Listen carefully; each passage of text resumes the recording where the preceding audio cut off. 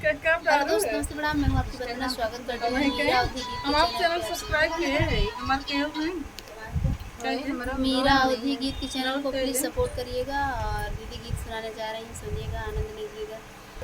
हे दुर्गा मैया तोहके चुनरी चढ़ाई बई हमरे गोदिया में दई दयक ललनवाना, हमरे गोदिया में दई दयक ललनवाना।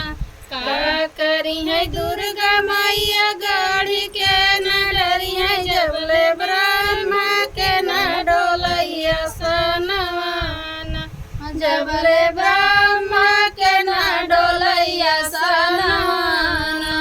हे शीतल मैया तोहके चुनरी चढ़ाई बई हमरे गोदिया में दई दयक ललनवाना, हमरे गोदिया में दई दयक ललनवाना। का करी है शीतल मैया गाड़ी के न डरी है जबले ब्रह्मा के न डोलैया सनवाना, जबले ब्रह्मा के न डोलैया सनवाना।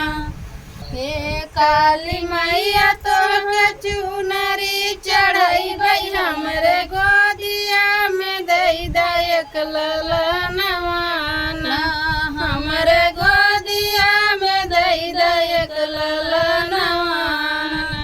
का करी है काली मैया गाड़ी के न डरी है जबले ब्रह्मा के न डोलैया सनवाना, जबले ब्रह्मा के न डोलैया सनवाना।